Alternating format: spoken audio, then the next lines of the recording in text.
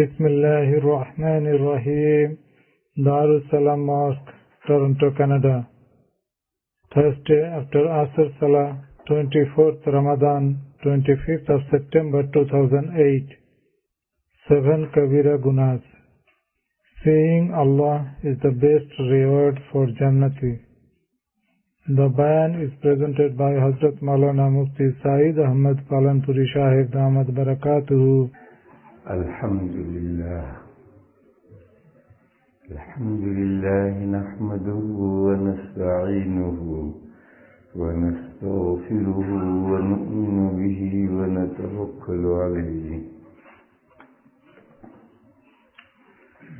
ونعوذ بالله من شرور أنفسنا ومن سيئات أعمالنا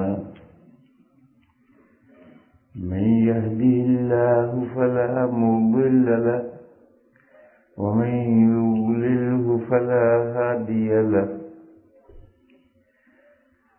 وأشهد أن لا إله إلا الله وحده لا شريك له وأشهد أن سيدنا ومولانا وحبيبنا وشفيعنا محمدا عبده ورسوله أرسله إلى الناس كافة بشيرا ونذيرا وداعيا إلى الله بإذنه وسراجا منيرا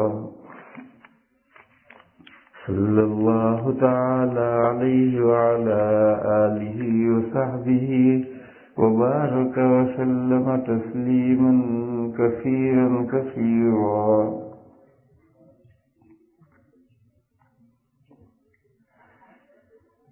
کل یہ تذکرہ آیا تھا کہ جادو کرنا ان 7 بڑے گناہوں میں سے ہے جو انسان کو تباہ و برباد ہلاک کر دیتے ہیں.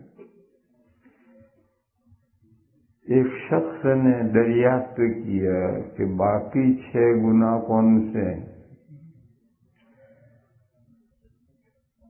مشکات شریف میں بخاری مسلم کی حدیث ہے، اس میں حضور نے فرمایا اجتنبوا السبع الموبقات. حضور نے فرمایا 7 ہلاک کرنے والے گناہوں سے بچو. پوچھا گیا یا رسول اللہ وہ 7 ہلاک کرنے والے گناہ کیا ہیں؟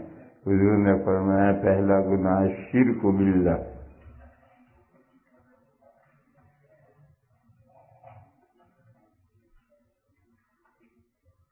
اللہ کے ساتھ شریک ٹھہرانا.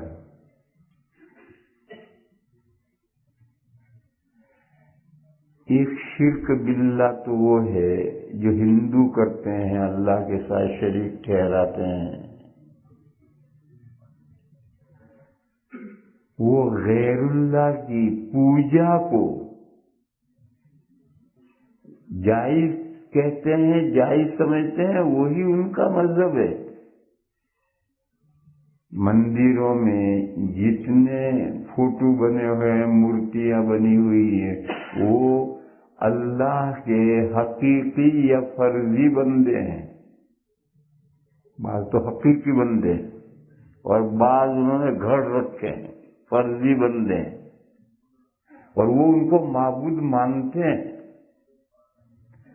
اور ان کا قول قرآن کریم میں آیا ہے ما نعبدهم الا ليقربونا الى الله زلفى. وہ کہتے ہیں کہ ہم ان مورتیوں کی، ان ساجیوں کی، ان پارٹنروں کی پوجا اس لیے کرتے ہیں کہ یہ ہمیں اللہ تعالیٰ سے مرتبوں میں نزدیک کر دے. ہم نے ان کو وسیلہ بنایا ہے، ان کے یہ ہمیں اللہ سے قریب کریں گے، اس لیے ہم ان کو پوجتے ہیں. یہ شرک باللہ گناہ نہیں ہے، یہ تو ڈفرینٹ ریلیجن ہے. یہ شرک باللہ کبیرہ گناہ نہیں ہے، تو ڈفرنٹ ریلیجن ہے۔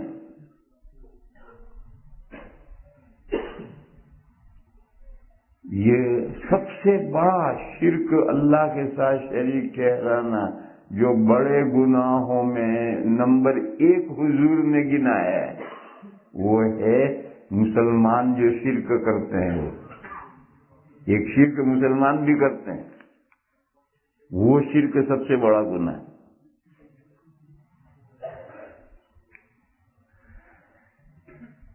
ظاہر ہے کہ مومن مسلمان جو اللہ کو معبود مانتا ہے، لا الہ الا اللہ کہتا ہے کہ اللہ کے علاوہ کوئی معبود نہیں، پھر وہ اللہ کے ساتھ شریک کیسے ٹھہرائے گا؟ افعال عبادت میں شریک ٹھہرائے گا۔ عقیدے میں تو اللہ کے علاوہ کسی کو معبود نہیں مانتا، مگر جو کام معبود کے ساتھ کرنے چاہیے، یعنی عبادت اور پوجا سے تعلق رکھنے والے کام اگر غیر اللہ کے ساتھ کر دیے اس نے، تو اس کو معبود تو نہیں مانا، مگر عبادت والا کام تو کیا۔ یہ کبیرہ گناہوں میں سے اگر اسے معبود مان لیتا اور پھر اس کے بعد میں چاہے عبادت والا کام کرتا یا نہ کرتا، یہ تو ڈفرینٹ ریلیجن ہو گیا۔ اور یہ ہے کہ انبیاء کو، اولیاء کو معبود نہیں مانتا۔ ابھی مسجد میں نماز پڑھ رہا تھا، اللہ اکبر، لا الہ الا اللہ کہتا ہے، اور نماز پڑھ کر کے قبر پہ جا کے سجدہ بھی کر رہا ہے۔ یہ وہ شرک باللہ، یہ گناہ کبیرہوں میں سے ہے۔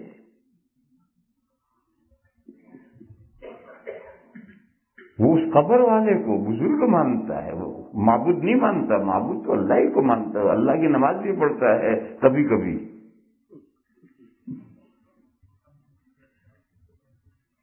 یہ جو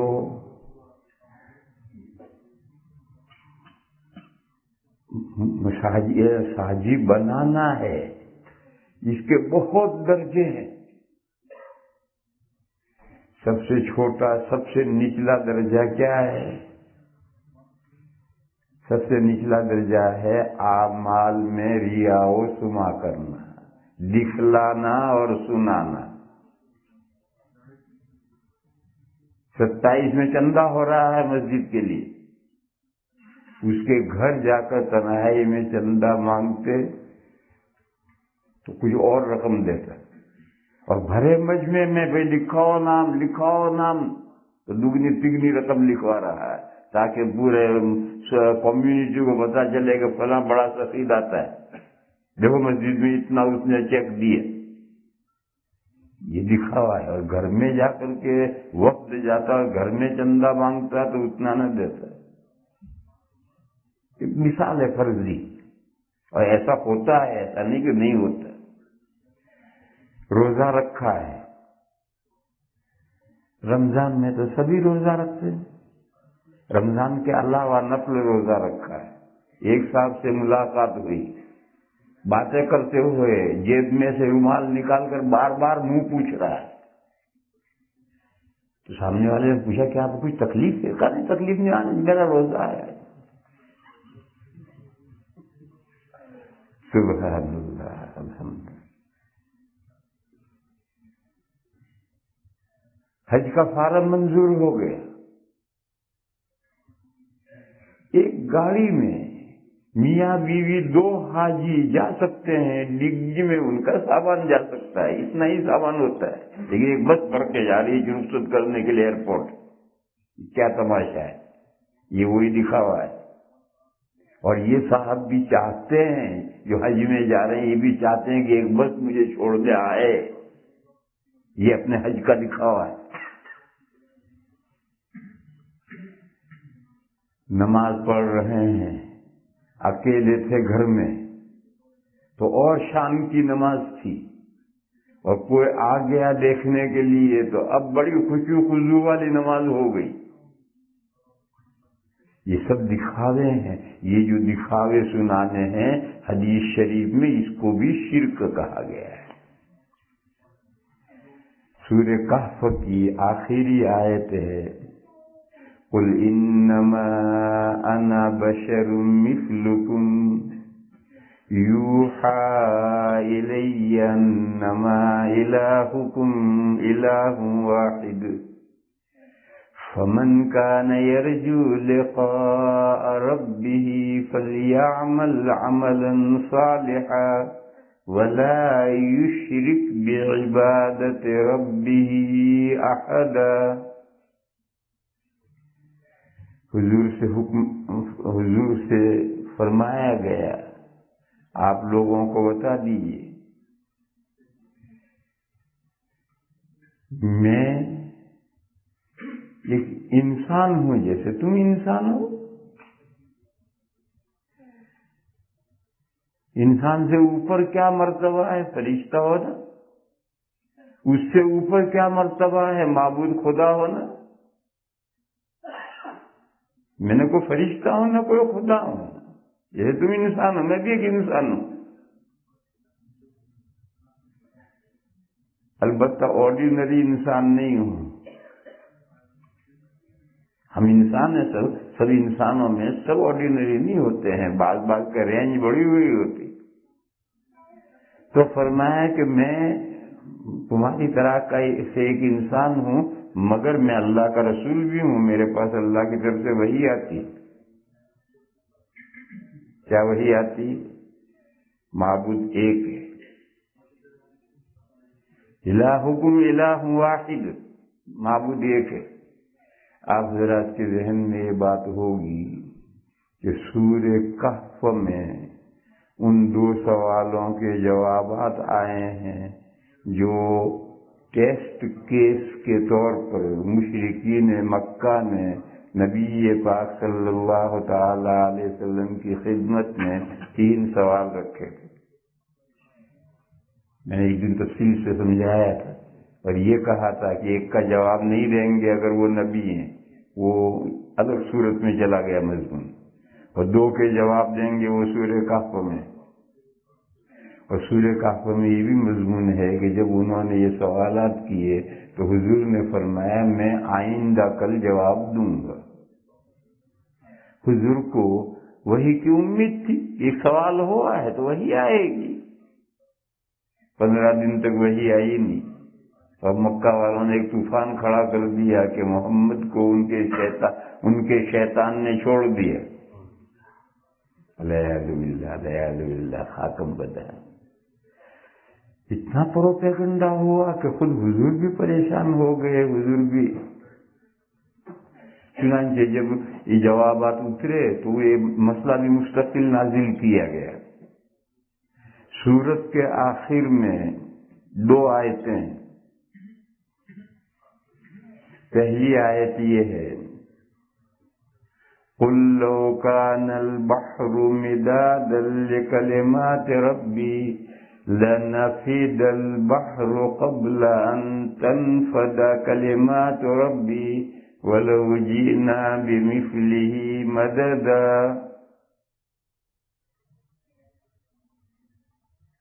اصحاب کہف کا قصہ 2 رکوع میں بیان ہوا ہے. ذوالقرنین کا قصہ ایک ہی رکوع میں کل آیا ہے. اور آپ جانتے ہیں کہ یہ قصہ اتنا چھوٹا سا واقعہ نہیں ہے. اگر اتنا چھوٹا سا واقعہ ہوتا تو پھر اتنی اہمیت سے امتحان میں پوچھا کیوں جاتا؟ پھر وہ بادشاہ ذوالقرنین جس نے آسمان زمین کے قلابے ملا دیے، مشرق اور مغرب کا دورہ کر دیا، اس کے کتنے مفصل حالات ہوں گے. اگر سوانے لکھنے بیٹھو تو ایک کتاب پوری لکھ جائے گی. اور قرآن نے ذوالقرنین کا قصہ فقط 1 رکوع میں بیان کیا ہے. اصحاب کہف کا قصہ 2 رکوع میں بیان کیا. تو کیا وہ یہ دونوں واقعے اتنے ہی ہیں؟ قرآن نے کہا اتنے نہیں ہیں. اللہ کی باتوں کو لکھنے کے لیے سارے زمین پر جتنے سمندر ہیں ان سب کو ریشنائی بنا دیا جائے اور اللہ کی باتیں لکھنی شروع کی جائیں تو یہ ساری سیاہی ختم ہو جائے گی. اللہ کی باتیں ختم نہیں ہوں گی. اور جتنے سمندر ہیں اتنے نہیں، اتنے ہی سمندروں کی اور سیاہی بنا دی جائے، پھر بھی لکھتے لکھتے اللہ کی باتیں پوری نہیں ہوں گی اور یہ سیاہی پوری نمٹ جائے گی۔ اس میں اشارہ کہ یہ اصحاب کہف و ذوالقرنین کے قصے سے متعلق نہیں، ایک عام مضمون ہے کہ اللہ تعالی کی باتیں اتنی ہیں کہ ساری سمندروں کی سیاہیاں ختم ہو جائیں، اتنے اور سمندر لاؤ تو بھی ان کی سیاہی ختم ہو جائے، مگر اللہ کی باتیں ختم نہیں ہوں گی۔ کیوں؟ وہ عالم الغیب و شہادہ ہیں، وہ ان کی معلومات بے پناہ بے نہایت ہیں، غیر متناہی ہیں۔ غیر متناہی کو لکھنے کے لیے متناہی سیاہی کافی نہیں ہوتی۔ بس اللہ تعالیٰ ان اصحاب کہف کے واقعے کے بھی ہر جزیے کو جانتے ہیں، اور ذوالقرنین کے معاملے کے بھی ہر جزیے کو جانتے ہیں، مگر قرآن کریم ہسٹری کی کتاب نہیں ہے، قرآن کریم تاریخ کی کتاب نہیں ہے، قرآن کریم کتاب ہدایت ہے۔ اس وجہ سے اصحاب کہف کے قصے میں سے مسلسل قصہ ہے، لیکن مسلسل قصے میں سے ہدایت سے تعلق رکھنے والے جو پوائنٹ تھے وہی بیان کیے، باقی بے فائدہ واقعہ کہ صبح اٹھے کھانا کھایا، دوپہر اٹھے پھر سو گئے، شام ہوئے پھر پڑھ کر کے سو گئے، عربی سوئے تو ساری دنیا کب تھی، اسے بیان کرنے کی کیا ضرورت ہے؟ ایسی باتیں نہیں بیان کی۔ جو قصہ مسلسل ہے، لیکن مسلسل قصے میں سے جو پوائنٹ ہدایت سے تعلق رکھنے والے وہ ابھارے گئے۔ ذوالقرنین رحمہ اللہ کے واقعے میں سے بھی، وہ بھی پورا مسلسل واقعہ ہے شروع سے آخر تک کا، مگر اس میں وہ واقعات لیے گئے جس کا تعلق ہدایت سے ہے، اور محض واقعہ اس کو قرآن نے اور مختصر کر دیا۔ اس میں آیت میں اشارہ کیا کہ ذوالقرنین اور اصحاب کہف کا اتنا ہی واقعہ نہیں جتنا قرآن میں آیا ہے، ان کا مفصل واقعات ہیں اور وہ سب اللہ کو معلوم ہیں، لیکن قرآن میں وہ بیان نہیں کیے گئے ہیں، کیونکہ قرآن تاریخ کی کتاب ہے ہی نہیں، وہ ہدایت کی کتاب ہے۔ اس مقصد سے واقعے کا جو جز بیان کرنا چاہیے تھا وہ قرآن نے بیان کیا ہے۔ کہیں آپ اس غلط فہمی میں نہ رہیں کہ اللہ کو اتنا ہی معلوم ہے، اللہ کو واقعے کا ہر جز معلوم ہے۔ اور وہ جو حضور نے کہا تھا کہ میں کل جواب دوں گا اور پھر وہی نہیں آئی، اس سے جو پروپیگنڈا حضور کے خلاف کیا گیا تھا اس کا جواب آخر میں دیا کہ تم جو کہتے ہو کہ محمد کو اس کے شیطان نے چھوڑ دیا، آپ حضور سے کہا آپ ان سے کہیے کہ تمہیں جیسا میں ایک انسان ہوں، میں کوئی فرشتہ تو نہیں ہوں، میں کوئی خدا تو نہیں ہوں، میں کوئی عالم الغیب و شہادہ تو نہیں ہوں کہ تم سوال کرو میں فٹ سے جواب دوں، کہ تمہارے جیسا ایک انسان ہوں، میں بھی ایک تمہارے جیسا انسان ہوں۔ اور انسان کی جو معلومات ہوتی ہیں، کوئی معلوم انسان کی معلومات میں سے کوئی معلوم ذاتی نہیں ہوتی، اور کسی مخلوق کی کوئی معلومات ذاتی نہیں، اپنی نہیں ہے، وہ دوسرے کے دی ہوئی ہوتی۔ تو جب دوسرے کی دی ہوئی ہے تو دوسرا اطلاع دے گا، جبھی تو میں تمہارے سوال کا جواب دوں گا۔ اور یہ جو کہا تھا کل دوں گا، یہ تو محاورات میں ایسا کہتے ہی ہے، پھر کوئی معنی پیش آتا ہے تو وہ کام کل نہیں ہوتا، تو کہ جھوٹ بولا، یہ جھوٹ نہیں بولا۔ محاورات میں اسی طرح بولتے، اس کا ارادہ بھی کرنے کا تھا، مگر کوئی معنی پیش آیا کل نہیں کر سکا، یہ تو ہوتا رہتا ہے۔ ایسا حضور کا بھی ارادہ کل جواب دینے کا تھا، مگر انسان کی معلومات تو اس کی اپنی نہیں ہے، ذاتی ہیں، اللہ کی دی ہوئی ہیں۔ اللہ کی طرف سے جب جواب آئے گا تبھی تو حضور دیں گے۔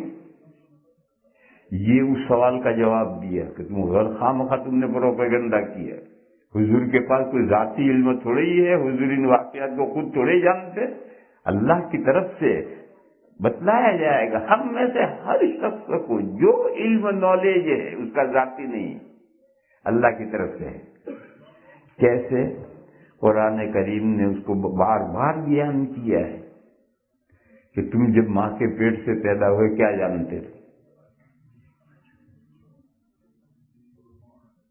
پھر اللہ نے تمہیں کان دیے، آنکھ دی، ناک دیے، دل سمجھنے والا دل دیا، عقل و فہم دی. پھر تم بڑے ہوتے گئے، دن بدن بڑھتے چلے گئے، اور اللہ کے دیے ہوئے ان ذرائع سے، آنکھ سے، کان سے، ناک سے اور دل سے اور عقل سے تم علم حاصل کرتے رہے اور تم بہت کچھ جاننے لگے. یہ کس نے علم دیا؟ جس نے آنکھیں دی، جس نے کان دیے، جس نے ناک دی، اس نے یہ علم دیا. اگر وہ یہ سورسز نہ دیتا تو کہاں سے آدمی اور اگر یہ سارے سورسز ہوتے، بھینس کے پاس ہیں مگر آگے وہ فؤاد نہیں ہے، سمجھنے والا دل نہیں ہے، تو بھینس سب کچھ دیکھ کر کے بھی کچھ بھی نہیں دیکھتی. بھینس سب کچھ دیکھ کر کچھ بھی نہیں دیکھتی. کبھی دیکھتی تو ہے. بھینس سب کچھ سن کر کچھ بھی نہیں سنتی. سنتی تو ہے، سنتی ہے، مگر یہ آنکھ اور کان کچھ نہیں ہے. ان کے پیچھے سمجھنے والا دل ہے، عقل و فہم ہے. وہ عقل و فہم اللہ نے بھینس کو نہیں دی، انسان کو دی. تو انسان کی سویلائزیشن ترقی کرتی کرتی کہاں پہنچی، اور بھینسیں ان کی تہذیب اور کلچر جہاں تھا وہیں کا وہیں. کوئی بھینس بسترا بچھا کے رات کو نہیں سوتی، کھنٹے سے بدھی بندی سوتی ہے بیچاری. بہر میرے بھائی، اس مضمون کو سمجھ لو کہ ہم میں سے کسی کو جو کچھ علم ہے وہ سب اللہ کا دیا ہوا ہے، کیونکہ ہم نے وہ علم حاصل کیا ہے حواس خمسہ ظاہرہ کے ذریعے، اور ان کے پیچھے جو فؤاد اور دل ہے جو سمجھنے والا ہے اس کے ذریعے حاصل کیا ہے. اور یہ سب سورسز، علم کے نالج کے سورسز اللہ نے دیے ہیں. بس ہم میں سے جس کو جو علم ہے وہ اللہ کا دیا ہوگا.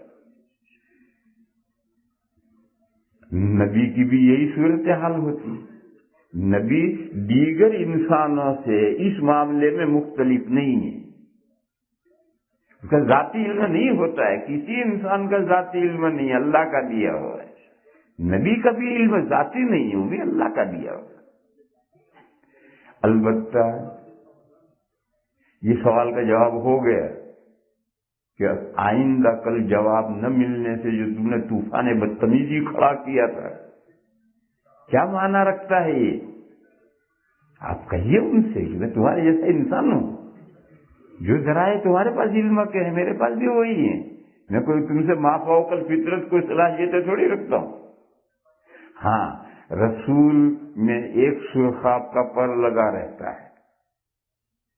وہ کیا پر لگا رہتا ہے کہ اس کے پاس اللہ کے پاس سے وحی آتی ہے. تم سب کے پاس وحی نہیں آتی، میرے پاس اللہ کے پاس سے وحی آتی ہے. یہ ایک سرخاب کا پر لگا ہے. اور اس سرخاب کا پر لگنے کا مطلب کیا ہے کہ جب اللہ کے پاس سے وحی آتی ہے تو وحی آئے گی جبھی تو جواب دوں گا. بھیا اپنی طرف سے کہاں سے دے دوں گا؟ یہ وہی اسی کی جواب ہے. میرے پاس وحی آتی ہے تو جب وحی آتی ہے اور وحی کی بنیاد پر میں جواب دیتا ہوں تو وحی آئے گی جبھی تو جواب دوں گا. خامخواہ اچھل کود کیوں کر رہے تم؟ پھر بات پھیر دی. چلو سنو، میرے پاس بے شمار وحیاں آتی ہیں، جو سب سے ویری امپورٹنٹ جو وحی آئی ہے وہ یہ آئی ہے کہ خدا ایک معبود ایک. یہ گفتگو مشرکین سے ہو رہی. انما یوحی الی انما الہکم الہ واحد. معبود ایک ہے، اس کے علاوہ کوئی معبود نہیں. میرے پاس سب سے اہم وحی یہی آئی. لہذا اس اصحاب کہف اور کل جواب اور آج جواب، اس مسئلے کو چھوڑو اور اس مسئلے پر آؤ. جو سب سے زیادہ اہم مسئلہ ہے اس پر غور کرو. میرے پاس سب سے اہم وحی یہ آئی.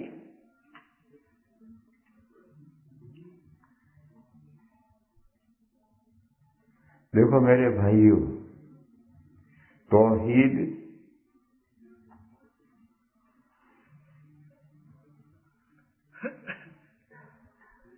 کی 3 قسمیں ہیں.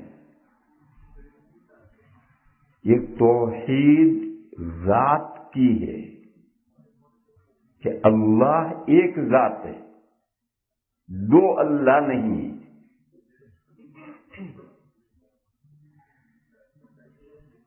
اور تمام انسان اس کے قائل ہیں۔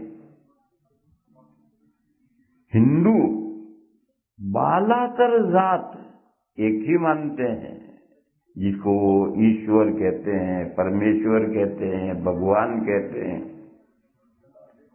عیسائی جو تین مانتے ہیں وہ بھی فادر سب کا ایک ہی مانتے ہیں، اور باقی تو نیچے سن مانتے ہیں،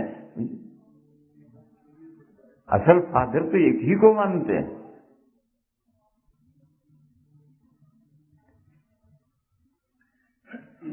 تو ذات اللہ، اللہ احد، اللہ ایک ہیں، یہ مسئلہ تقریباً متفق علیہ ہے، اور پورے قرآن کریم میں اس مسئلے پر دلائل قائم ہی نہیں کیے گئے۔ یہ تو سارے انسانوں کا مسلمہ مانا ہوا مسئلہ ہے۔ اس کے بعد پھر ہے توحید فی الصفات اور توحید فی الالوہیت، توحید فی العبادت۔ یہی دو مسئلے ہمیشہ انسانوں میں اختلافی رہے ہیں۔ توحید فی الصفات، توحید فی الصفات یہ ہے کہ اللہ کے کمالات جیسے ہیں بعینہ ویسے ہی کمالات کسی مخلوق میں مان لینا۔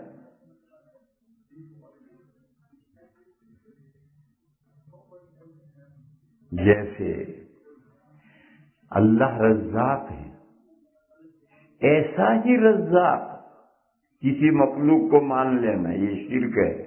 اور یہ شرک فی صفت ہے، صفت رزق میں اس نے اللہ جیسا کسی مخلوق کو مان لیا، اور اللہ جیسا نہ مانے۔ ہر ملازم کے ذہن میں یہ ہے کہ مہینہ پورا ہونے پر بہت تنخواہ دے گا تو تنخواہ ملے گی اور گھر کا خرچہ چلے گا۔ ملازم سمجھے گا تنخواہ ملے گی تب میرا گزارا کام چلے گا۔ سبھی گھر والی بیوی بچے بھی سمجھے کہ میاں کما کر لائے گا تو ہم کو کھانا ملے گا۔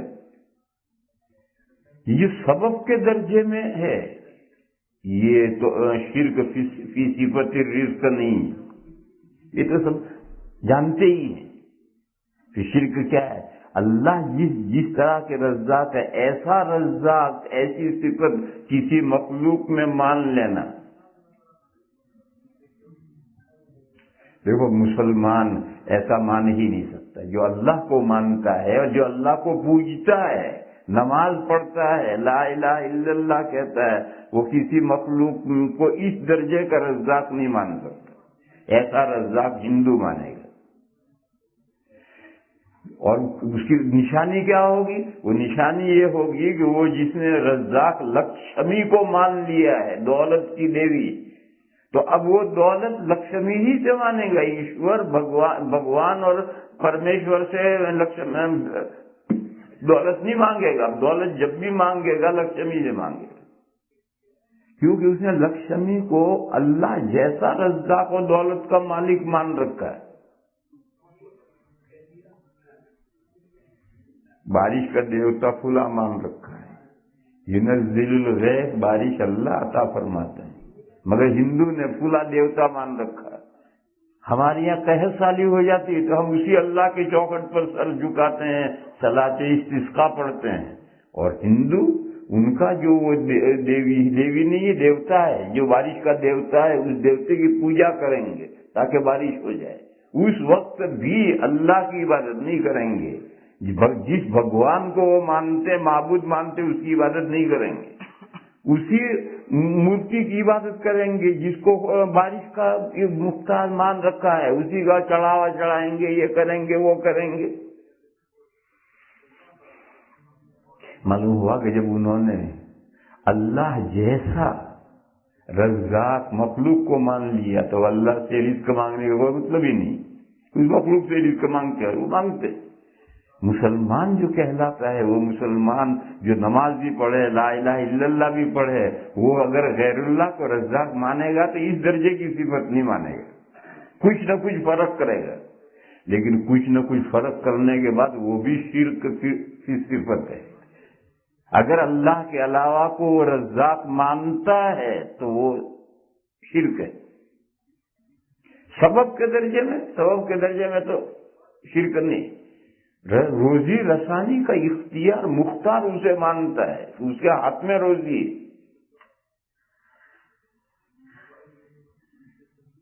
وہ ایک حقانی صاحب گزرے ہیں، انہوں نے ایک فضول مثال گھڑی تھی، اچھی نہیں لیکن مسئلہ سمجھنے میں مدد دے گی، کہ ایک علاقے میں بارش نہیں ہو رہی تھی، سارا علاقہ پریشان تھا، تو لوگوں کا ایک وفد گیا اللہ پاک کے پاس بارش مانگنے کے لیے، تو اللہ تعالیٰ منہ لٹکائے بیٹھے تھے، استغفر اللہ استغفر اللہ۔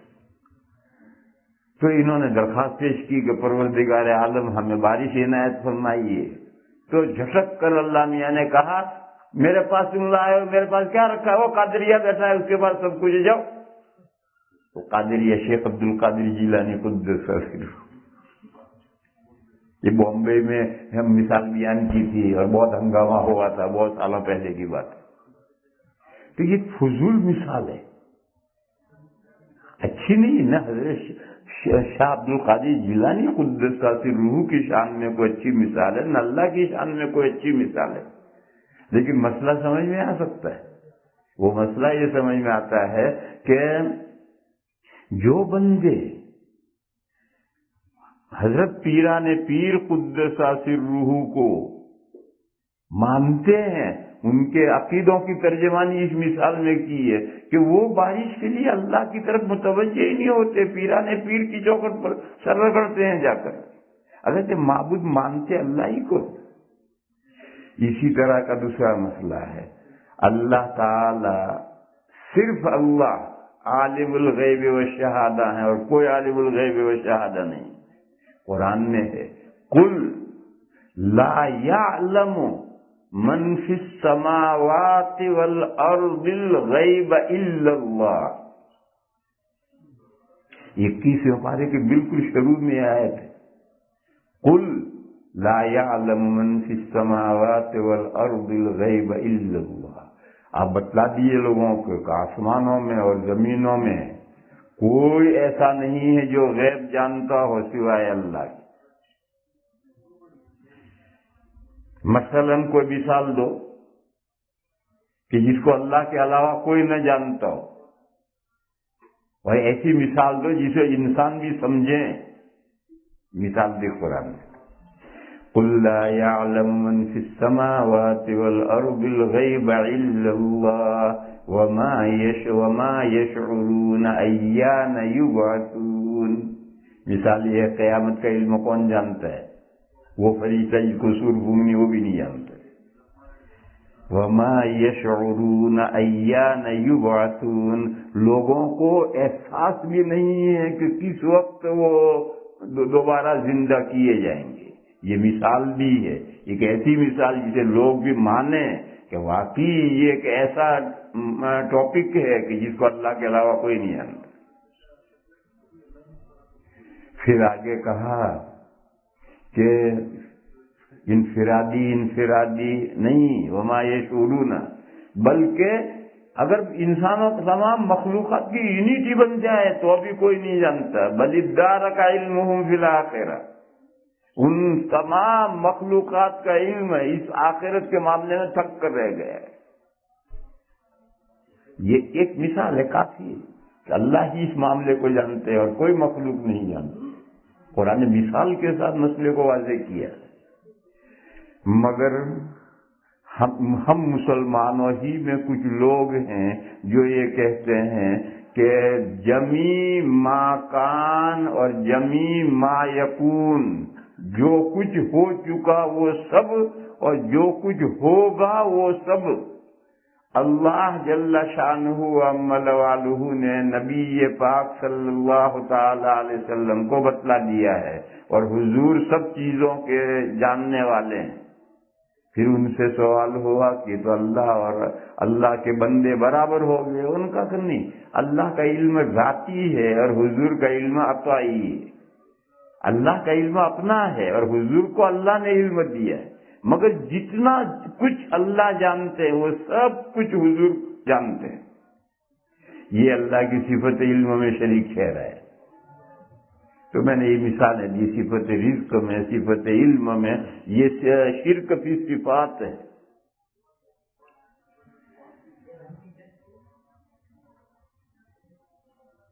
یہ جو شرک فی صفات ہے،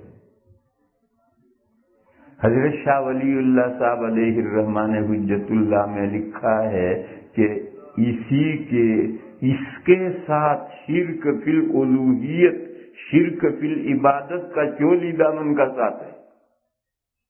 جہاں شرک فی صفت ہوگی، شرک فی الالوہیت فی العبادت لازمن ہوگی۔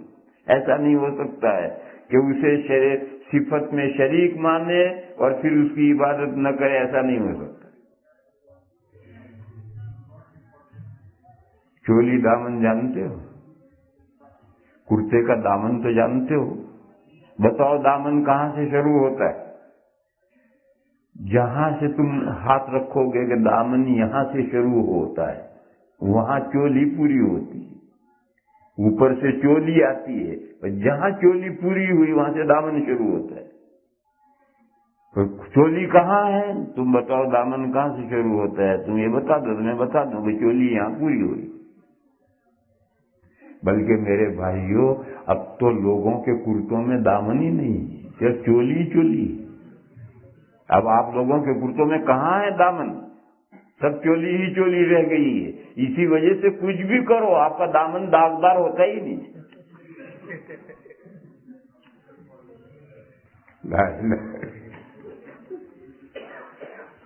کہ ہے ہی نہیں تو کہاں سے داغدار ہو؟ سبحان اللہ، الحمدللہ۔ یعنی چولی اور دامن کے درمیان میں کوئی آڑ نہیں ہے، جہاں چولی ختم وہیں سے دامن شروع۔ اسی کو اردو محاورے میں کہتے ہیں کہ ان دو چیزوں میں چولی دامن کا ساتھ ہے۔ تو شرک فی صفات اور شرک فی العبادہ، شرک فی الالوہیہ، دونوں میں چولی دامن کا ساتھ ہے۔ جس کو وہ اللہ کے، جس میں وہ اللہ کے جیسی صفاتیں مانے گا تو اس مخلوق کی عبادت اور پوجا بھی شروع کر دے گا۔ یہ جو آخری درجے کے بدعتی، یہ کیا بات کہی؟ آخری درجے کے بدعتی، تھوڑے بہت بدعتی تو ہم میں سے ہر شخص ہے۔ سن لو، تھوڑے بہت بدعتی تو ہم میں سے ہر شخص ہے، اور اگر ہماری بدعتیں گناؤ تو لمبا چارٹ تیار ہو جائے گا۔ لیکن آخری درجے کا بدعتی، یہ جو آخری درجے کے بدعتی ہیں وہ اولیاء اور انبیاء، میں اس لیے نہیں کہہ رہا کہ اس امت کا تعلق صرف حضور سے ہے، دوسرے انبیاء سے صرف اجمالی ایمان کا تعلق ہے، اس لیے یہ امت کے افراد کوئی عیسیٰ علیہ السلام کو پوجے اور کوئی موسیٰ علیہ السلام کی منت مانے اور کوئی یونس علیہ السلام کا چڑھاوا چڑھائے، ایسا نہیں ہوتا۔ اس کا تعلق صرف حضور سے ہے۔ لیکن حضور کے بعد میں جو اولیاء کرام ہیں وہ بے شمار ہوئے ہیں، ان کے ساتھ اس امت کا تعلق ہے۔ تو یہ جو آخری درجے کے بدعتی ہوتے ہیں وہ حضور کے معاملے میں اور اولیاء کرام کے معاملے میں اسی طرح کی بے اعتدالی کا شکار ہیں۔ وہ ان میں اللہ جیسی صفات مانتے ہیں، اس وجہ سے جب لڑکا نہیں ہوتا ہے تو فلاں درگاہ پر جاتے ہیں، وہاں چڑھاوا چڑھاتے ہیں، وہاں منتیں مانتے ہیں۔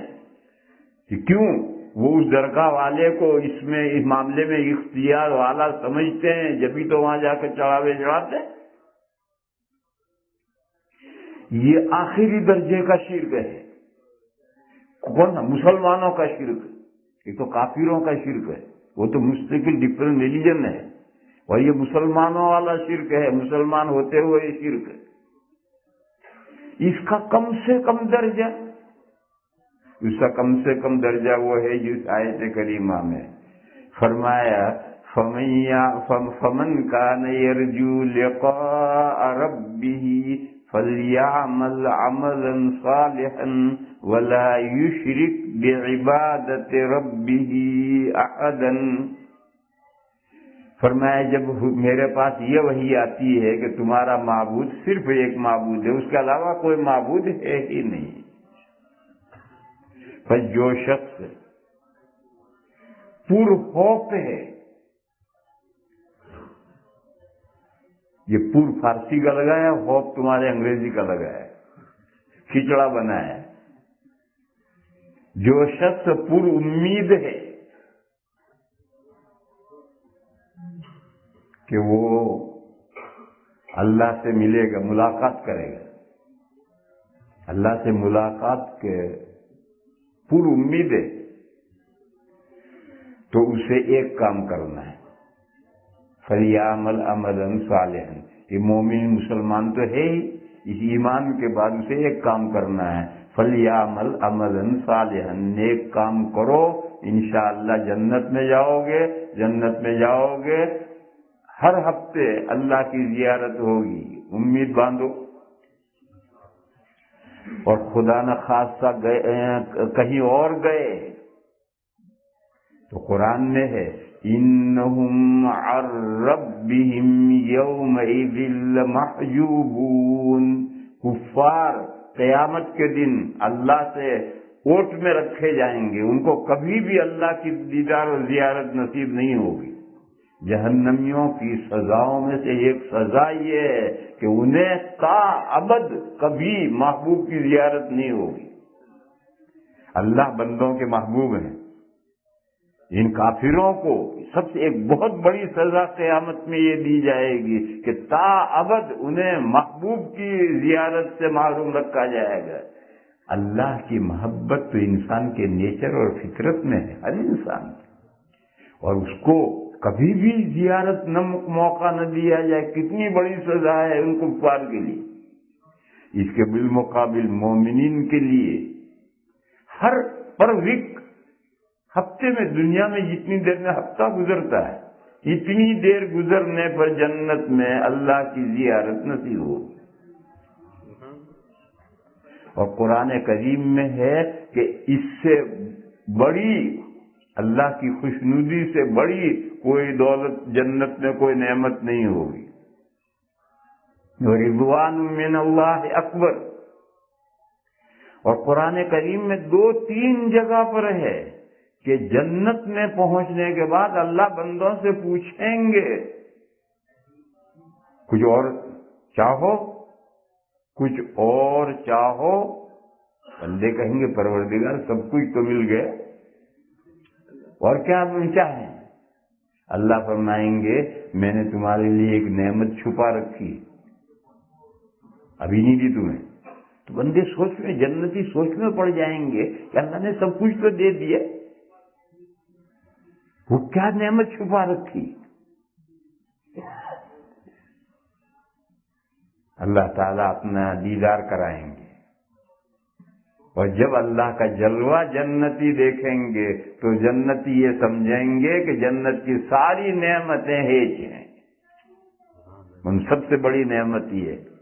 قرآن کریم نے کہا للذین احسنوا الحسنى وزیادہ، جن لوگوں نے نیک کام کیے ہیں ان کو بہترین انجام ملے گا، بہترین صلہ ملے گا، اور کچھ مزید برآں بھی ملے گا۔ وہ مزید برآں یہ اللہ کا دیدار اور جلوہ دیکھنا۔ تو جو شخص اس کا امیدوار ہے کہ اسے اس کی اللہ سے ملاقات ہوگی، ایک نہ ایک دن اللہ کا جلوہ دیکھنا نصیب ہوگا، ظاہر ہے اس دنیا میں یہ بات نصیب میں نہیں ہے، یہ تو آخرت میں ہی ہے، تو اس کو چاہیے کہ نیک کام کرے، اور ولا یشرک بعبادت ربہ احدا، اور اپنے پروردگار کی عبادت میں کسی کو ساجی اور شریک نہ گردانے، صرف اللہ ہی کی عبادت ورشپ کرے۔ یہ ہے وہ ہے توحید فی العبادہ. تو یہ توحید فی ذات ہے، اللہ کی ایک ہی ذات ہے. پھر توحید فی صفات ہے، اللہ کی یہ صفتیں ہیں، اور جیسی صفتیں اللہ کی ہیں کسی مخلوق میں ہو نہیں سکتی. پھر توحید فی العبادت ہے، صرف اللہ کی بندگی کرے، عبادت کرے، کسی اور کو ساجی اور شریک نہ گردانے.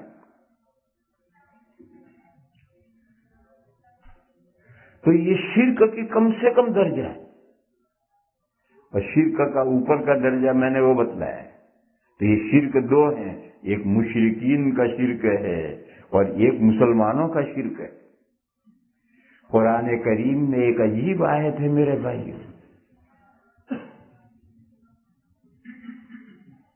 ایک آیت عجیب میں ذہن گیا تو ایک دوسری عجیب آیت ذہن میں آ گئی. اللہ تعالی نے حضرت داؤد علیہ السلام کو کہا اعملوا آل داؤد شکرا، اے داؤد کی فیملی میرا شکر بجا لاؤ. حضرت داؤد علیہ السلام کی فیملی سے کہا جا رہا ہے.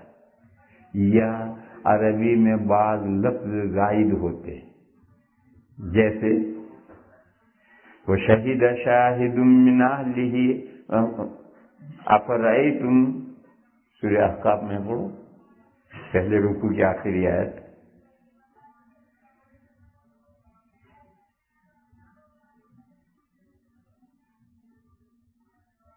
یہی آیت ہے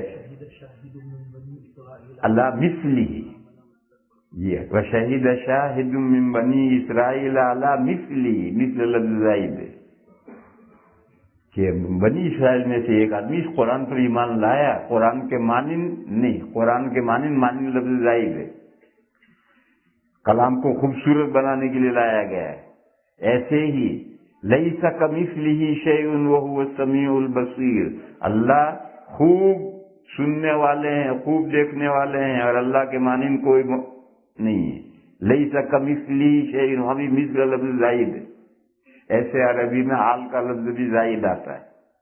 تو حضرت داؤد علیہ السلام سے کہا جا رہا ہے کہ آپ شکر گزار بندے بنیں، کیونکہ اوپر داؤد علیہ السلام پر نعمتوں کا تذکرہ آیا ہے، ان کے فیملی پر نعمتوں کا کوئی تذکرہ نہیں آیا. لیکن اگر آل کو لفظ مان لو، چلو مان لو، کیونکہ باپ پر جو نعمتیں ہوتی بیٹے پوتوں پر ہوتی ہیں، شوہر پر جو نعمتیں ہوتی بیوی پر ہوتی ہیں. تو فرمایا اعملوا آل داؤد شکرا، اے داؤد کے فیملی والوں، خاندان والوں، میرا شکر بجا لاؤ. وَقَلِيلٌ مِّنْ عِبَادِيَ الشَّكُورُ. یہ عجیب آیت ہے. اللہ فرماتے ہیں میرے بندوں میں شکر گزار بندے بہت کم ہیں. اللہ تعالی ہمیں اپنے شکر گزار بندوں میں شامل فرمائے. اللہ کے شکر گزار بندے میرے بھائیوں بہت تھوڑے ہیں، بہت کم ہیں. کہنے کو تو گننے میں بہت ہر آدمی دعویٰ کرتا ہے کہ میں بڑا اللہ کا شکر گزار ہوں، لیکن کل جب پردہ کھلے گا تو پتہ چلے گا اللہ کے شکر گزار بندے بہت کم ہیں. اللہ کا ارشاد سچا ہے. اللہ فرماتے ہیں وَقَلِيلٌ مِّنْ عِبَادِيَ الشَّكُورُ، میرے بندوں میں شکر گزار بندے بہت کم ہیں.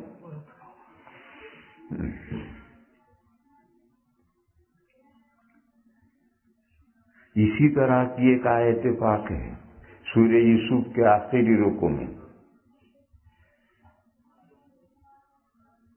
وَمَا يُؤْمِنُ أَكْثَرُهُم بِاللَّهِ إِلَّا وَهُم مُشْرِكُونَ.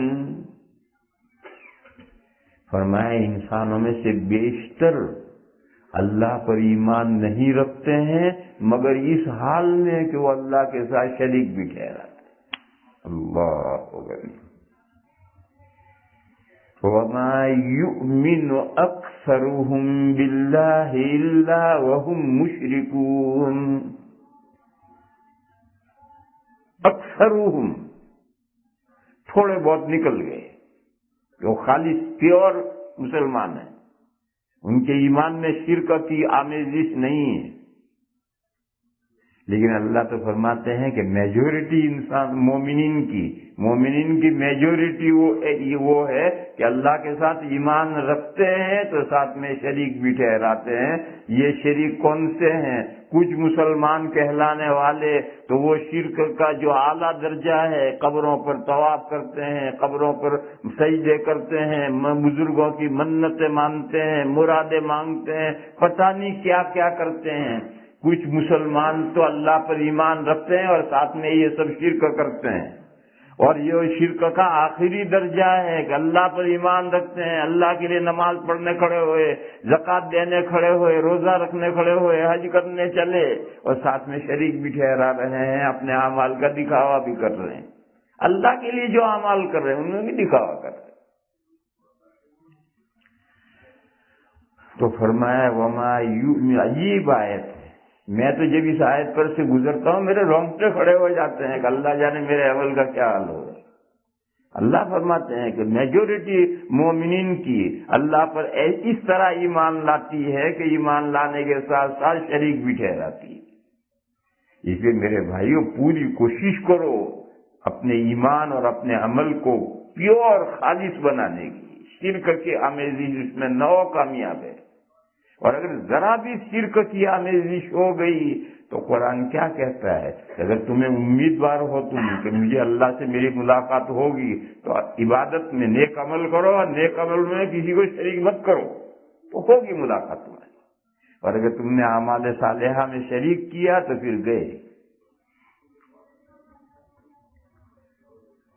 قیامت کے دن اللہ تعالیٰ کہہ دیں گے کہ جس نے اپنی عبادت میں کسی کو ذرا بھی شریک کیا ہے وہ اپنے اجر کا صلہ اسی کے پاس جا کر لے لے، میرے یہاں اس کے لیے کوئی اجر نہیں۔ انا اغنی الشرکاء، اللہ فرمائیں گے کہ میں تمام پارٹنروں میں سب سے بے نیاز ہوں، مجھے کچھ نہیں ضرورت، ایسی بندگی چاہیے ہی نہیں جس میں پارٹنر بنایا گیا، مجھے ایسی بندگی چاہیے ہی نہیں۔ جاؤ ان پارٹنروں کے سامنے یہ بندگی پیش کرو اور وہاں سے اجر و صلہ لے لو، میرے پاس تمہارے لیے کچھ نہیں رکھا۔ اللہ غنی لا الہ الا اللہ۔ تو میرے بھائیوں میں تو ہاں وہ 7 گناہ سنا رہا تھا، ایک گناہ نے اس تو پورا ہو گیا۔ پہلا گناہ مجھے سنانا تھا کہ 7 کبیرہ گناہ، شرک باللہ۔ یہ کون سا شرک باللہ؟ ہندوؤں والا شرک باللہ نہیں، ہم مومنین والا شرک باللہ۔ یہ وہ سمجھانا ہے کہ ایک شرک باللہ ہندوؤں کا ہوتا ہے، اللہ کے ساتھ شریک ٹھہرانا ایک ہندوؤں کا ہوتا ہے، ایک ہمارا شریک ٹھہرانا اللہ کے ساتھ ہے، یہ کبیرہ گناہ ہے۔ اسی وجہ سے جو قبروں پر طواف کرتے ہیں، قبروں کی منتیں مانتے ہیں، بزرگوں کو، ان کو بھی غیر مسلم نہیں کہا جاتا کہ وہ سب اعمال شرکیہ کر رہے ہیں، مگر یہ مسلمانوں والا شرک باللہ ہے، ہندوؤں والا شرک باللہ نہیں۔ یہ 2 شرک باللہ الگ الگ سمجھانے کے لیے اتنا وقت لگ گیا۔ دوسرا ہے قتل نفس، کسی مومن کو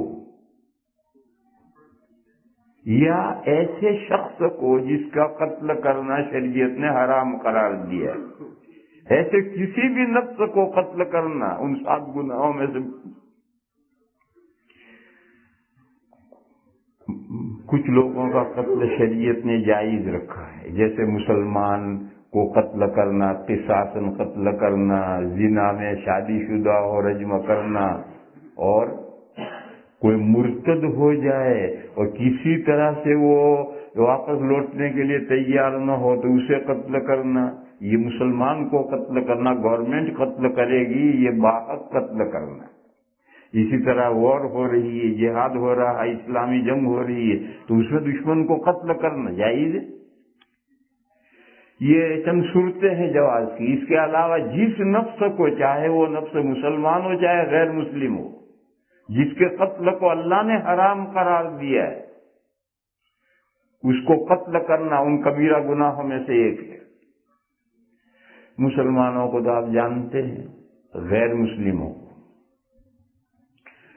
اسلامی مملکت کا کوئی بھی غیر مسلم شہری ذمی کہلاتا ہے، اور ذمی کا مطلب یہ ہے کہ اس کی رسپانسبلٹی اللہ نے اور اللہ کے رسول نے لی ہے، اس لیے اس کو ذمی کہتے ہیں۔ ایسے ذمی کو قتل کرنا، حضور نے فرمایا کہ جس نے ایسے شخص کو قتل کیا جس کے ساتھ اللہ اور اللہ کے رسول نے پیکٹ کر رکھا ہے، عہد کر رکھا ہے، تو لم یرہ رائحۃ الجنہ، وہ جنت کی خوشبو سونگنے نہیں پائے گا۔ دیکھو میرے بھائیو، یہ تو اس صورت میں ہے جب ہماری مملکت میں غیر مسلم آ کر کے نیشنلٹی لے کر کے رہنے لگے، اور اس کے بعد الٹی صورت ہے کہ مسلمان غیر مسلموں کے ملک کے اندر نیشنلٹی لے کر رہنے لگے۔ تو اگر اس غیر مسلم حکومت کا جو قانون ہے اس قانون کا فالو ضروری ہے، شریعت کے خلاف کوئی قانون ہو اس کا فالو تو نہیں ہوگا، اور اگر اس ملک میں رہ کر آپ ملک کے قانون سے مجبور ہو جائیں اور شریعت پر عمل نہ کر سکے تو وہاں سے ہجرت واجب ہے۔ لیکن وہ قانون جس کا شریعت سے ٹکراؤ نہیں، ان تمام قوانین میں وہ حکومت کے قانون کی پابندی ضروری ہے، کیونکہ آپ نے نیشنلٹی لی ہے، اور نیشنلٹی لینے کا مطلب ہی ایک پیکٹ کیا ہے کہ آپ کے قوانین کی میں پابندی کروں گا۔ بس جو حکم وہاں ہے وہی یہاں ہے، جو حکم وہاں ہے اسلامی مملکت میں آپ ذمی کو قتل نہیں کر سکتے، ایسے ہی غیر مسلم حکومت میں اگر آپ رعایا ہیں تو وہاں بھی آپ کسی مسلمان غیر مسلم کو قتل نہیں کر سکتے۔ تو جس نفس کو اللہ نے حرام کیا ہے اس کو قتل کرنا، چاہے وہ مسلمان ہو، چاہے ذمی ہو، چاہے وہ حربی ہو، اس کا مارنا جائز نہیں ہے۔ اس کو جان بوجھ کر، ایک تو بھول سے مر گیا وہ الگ مسئلے ہیں، اس کی جان بوجھ کر مار ڈالا، یہ ان کبیرہ گناہوں میں سے جو انسان کو تباہ کر دیتے ہیں۔ تیسرا ہے جادو کرنا، یہ وہی مثال دی تھی میں نے۔ چوتھا ہے سود کھانا، سود لینا، اور کھانا اس لیے رکھا کہ اگر سود خور کے گھر سے امام کا کھانا آتا ہے تو یہ امام بھی سود خور ہے، آکل الربا ہے، یہ سود کھانے والا ہے۔ کب؟ جبکہ وہ سود لینے والے کی ساری آمدنی سودی ہو یا غالب آمدنی سودی ہو تو اس کے گھر دعوت کھانا، اس کے گھر رشتہ داروں کا کھانا، اس کے گھر مسجد کے امام اور مؤذن کا کھانا، یہ سب اکل الربا میں آتے ہیں۔ یہ مسئلہ آپ حضرات جانتے ہیں کہ سود دینے کی گنجائش بعض صورتوں میں ہے، لینے کی کوئی گنجائش نہیں۔ گناہ تو سیم ہے لیکن سود دینے کی گنجائش ہے، لینے کی گنجائش نہیں۔ جیسے رشوت دینا اور لینا سیم گناہ ہے، رشوت دینا اور رشوت لینا سیم گناہ ہے۔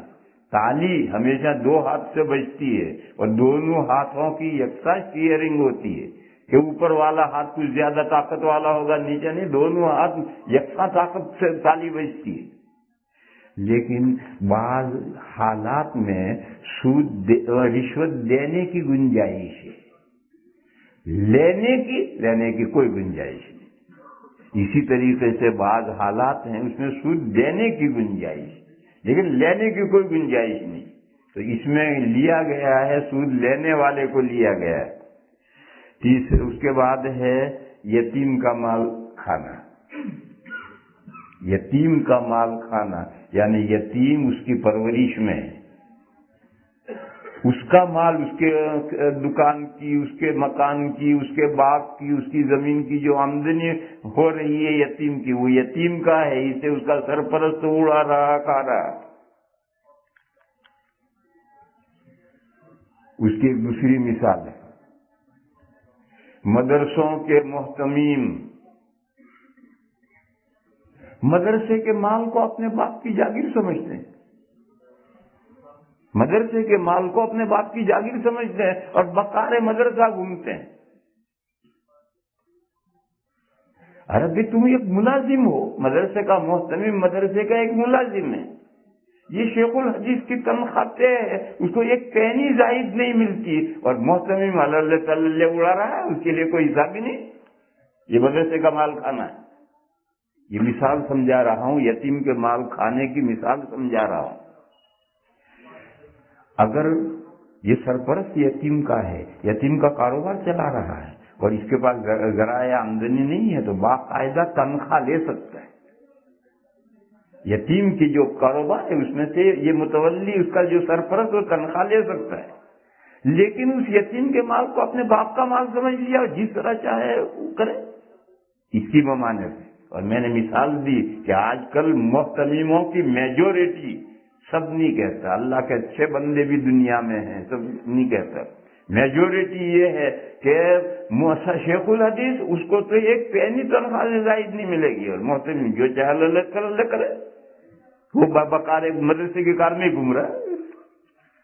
تو میں مثال دے رہا ہوں، یہ مدرسے کے مال کو اپنا مال سمجھ لینا ہے، اس کو کھانا ہے مدرسے کے، تم بھی تنخواہ طے کرو اپنی، اور جتنی تنخواہ ہے اس میں سے لو، پھر جو کچھ خرچے دوسرے ہیں، مدرسے کا مہمان آیا ہے مدرسے سے کھلاؤ، تمہارے ذاتی مہمان آئے اپنے گھر کھلاؤ۔ ہمارے دارالعلوم دیوبند کا محتمم جس کمرے میں دارالعلوم کے رہتے ہیں اس کا بھی کرایہ دیتے، دارالعلوم میں کرایہ داخل کرتے، تنخواہ تو نہیں ہے، جس کمرے میں رہتے اس کا بھی کرایہ داخل کرتے، اور مہمان آتے ہیں، دارالعلوم بڑا ادارہ ہے، لیکن کبھی ان کا ذاتی مہمان آتا ہے تو اپنے کمرے میں اپنے پیسے سے، حالانکہ فیملی ان کی بیچ دور میں ہے، وہاں نہیں ہے، مگر اپنے پیسوں سے پکوا کر اپنے پیسوں سے کریں گے ذاتی مہمان کی، مدرسے کا مہمان ہے تو مدرسے کے مہمان خانے میں کھائے گا۔ یہ دو تقسیم ہونی چاہیے۔ تو میں تو مثال دے رہا تھا اکل و مال الیتیم کی، یتیم کا مال کھانے کی کیا شکل ہے۔